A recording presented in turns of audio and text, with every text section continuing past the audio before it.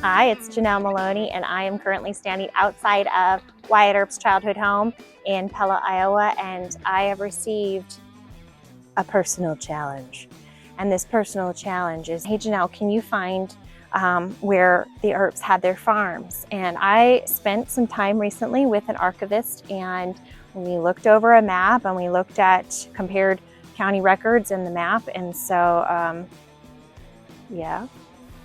And before we go too much further, I do want to remind the viewers that I had a lot of help going through the maps, plat maps, township maps, etc. I had so much help from the librarians, from the library archives, the genealogy rooms, and from the Pella Historical Society. I actually went into the archives and we were peeling back the protective covers and hashing out where different addresses were, where the boundaries of things existed back then. And I want to just say, I'm so thankful for the help that I received. Of course, the Pella Historical Society, the Pella Public Library, and the Knoxville Public Library, that with any little question, any little guess, they were very supportive and were able to point me in the right direction and just open up the files for me. I spent many, many hours digging through records and books and files and folders, and they were so nice and accommodating. I'm over at the Pella Public Library, and I'm curious if they have resources that might be useful in doing research on some of the pioneer families in the area. Let's go inside and see what we can find out. All right, so I'm in the library and I'm working through this History of Pella, Iowa, 1847 to 1987, Volume 2, which was recommended by one of the librarians as a key resource for the type of research I was doing. And in this case, I'm looking at Pella pioneers and surrounding area pioneers, and always in the back of my mind wondering, what do these surrounding people have to say or have anything to do with the family of Wyatt Earp? So anyways, I'm digging through this book, flipping through, kind of scanning through different topics that may or may not be relevant, but you know, giving it a shot. And I turned to this page and it talks about the city of Galesburg, okay? And it caught my eye because there was a mention of the Earps. Now, Nicholas Earp and his family, including Wyatt, were actually down in Pella, which is 12 miles south of Galesburg, shown here. Okay, so what's up with the Earps in Galesburg? So I go to read on, and it mentions clearly L.D. Earp, or Nicholas's brother, Lorenzo Dow Earp, and Lorenzo and his family settled in the area at about 1854, just outside of Galesburg proper, on 160 acres that Lorenzo received as part of a land grant. And Nicholas Earp and Wyatt, etc., had already come to the Pella area either 1849 or 1850. Now, about those 160 acres that Lorenzo owned in Elk Creek Township, that is where we find out, as we read on, that his nephew, Wyatt Earp, who is destined to become a famous marshal of the Old West, stayed with him for a time during the Civil War and attended school, etc. This is where he farmed corn. There is a misunderstanding in a lot of existing literature that Wyatt Earp was raising corn during the Civil War from 1861 to 64 on his father's property, and people have believed that his father, Nicholas, is the one that owned some kind of farmland. That is not true. The land grant and the land belonged to his brother Lorenzo. So to be fair, in various accounts, Wyatt could say on my family farm, on the family farm, because this is where his uncle and his cousins were. So, okay, now that that's clear, we read on. He also attended school in the log schoolhouse along with the other children of the early settlers. This happens after he gets kicked out of or pulled out of the school he was attending in Pella, and that was from a situation regarding the Goss brothers. If you haven't already read about that in the tombstone epitaph. I highly recommend reading it. It's kind of a funny story, a little bit of a calamity. I say a little bit about it in this other video, and I'll link that right here, but I do want you to check out the tombstone epitaph because I really put it all together in that story. So anyways, check out that link.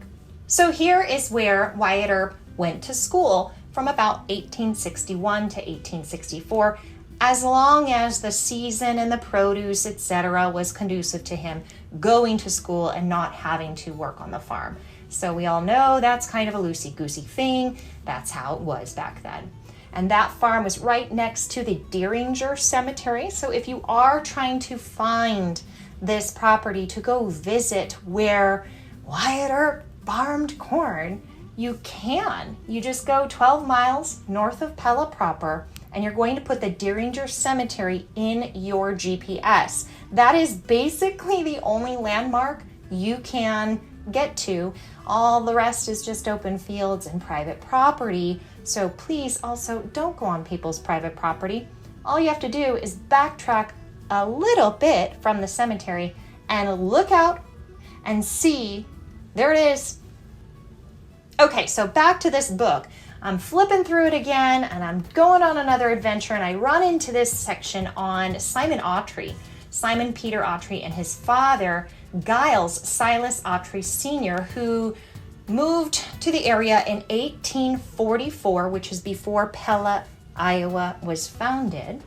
Now, 10 years before Lorenzo Dow Earp gets his 160 acres, and 5 years before Nicholas Earp ends up in Pella with his family, we have the Autrys.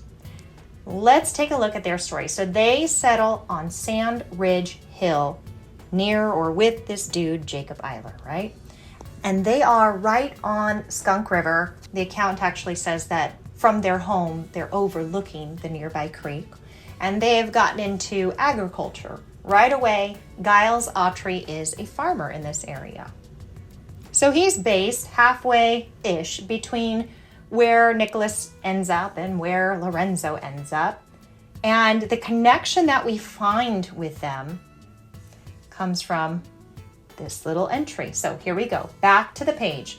I zoom in on that picture and I'm looking at these people going, who are these people? And I see right underneath that picture, there's this line.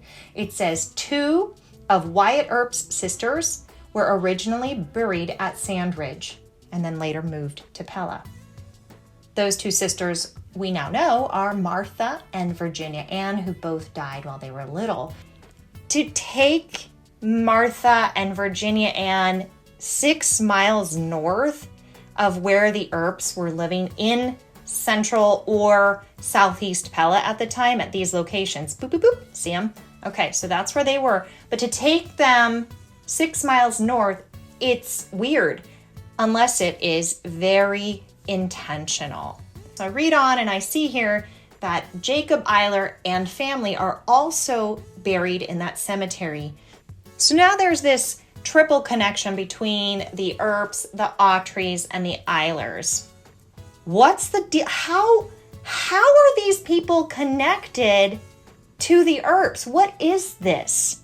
So I'm going to go back to that little entry. I don't know if you caught it, but it took me a minute to catch it here. It says that the Earps and the Autrys were cousins. Okay, but like how? So I'm a family historian. I get into all the genealogy and such, and I wanted to know what that magical connection was.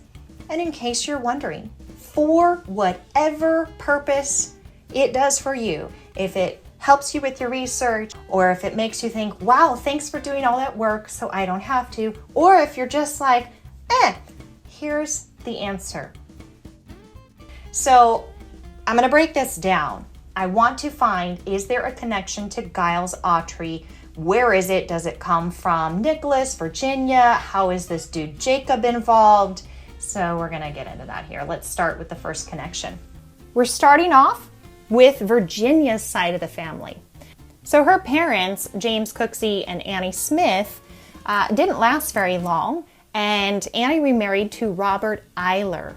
So we have an Eiler, who is now Virginia's stepdad. Okay, so is this dude, Robert, related at all to Jacob Eiler, who came to Iowa in 1844? Actually, yes, they are brothers. But because we're dealing with a step family situation, there is no blood connection to Virginia or even Virginia's children at all here. So we haven't made quite strong enough of a connection. So let's see again if we can get a little closer to Giles Autry. Well, I found that that connection actually comes not from Jacob, but from his wife, Mary. Mary Miller's sister, Letitia. Letitia is married to Giles Silas Autry Sr. They married in 1822 in Ohio County, Kentucky, where Nicholas and Lorenzo and all the Earp clan, the senior clan, if you will, were living in the 1830s and 40s. So they're all connected there. They're neighbors, they're churchgoers, etc., right? So they know each other. Does that make them family though? Especially when we consider the step relationship. And the answer is no. There is no blood connection here. But what about Giles' kids? Is there a connection there? Actually, no, there is not. Again, they are not cousins. There is no blood connection. So this feels really weird. Let's go down another level. Are Giles' grandchildren cousins connected through Virginia Cooksey to Wyatt and Virgil and Morgan, etc., etc.? No, they are not. There is no blood connection through Virginia. The Autrys are Virginia's stepfathers, sister-in-laws, in-laws. So they may be kin, but they are not blood. But here's the missing connection, okay? So we're going to stop right there at Jacob Eiler, and we're going to look down at his kids and see if there is some other connection to the Autry family. And there is. Their daughter, Serena Eiler, married Lorenzo Dow Earp, who is Nicholas Earp's brother. They married in 1851 in Monmouth, Illinois, which is where Wyatt Earp was born 3 years prior. And then 3 years after the wedding, they also moved to Iowa.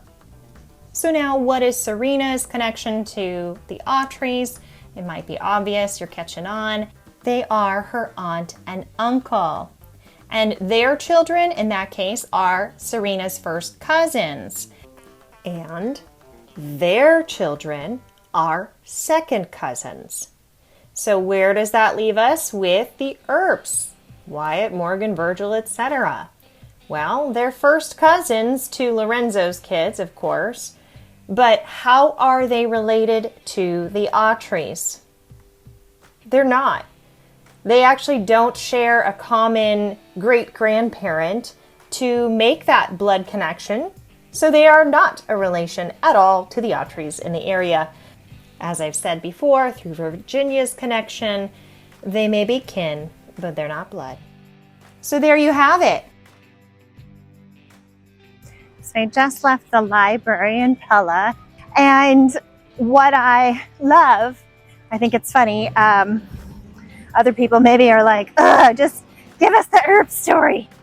But in order to really understand the youth of the Earp boys, to really understand their formative experiences that they had here in Pella, you actually have to get to know the Dutch families that were part of their lives, their classmates, their aunts and uncles, their neighbors, because those juicy or adorable stories are going to come from those people who knew the Earps when they were younger.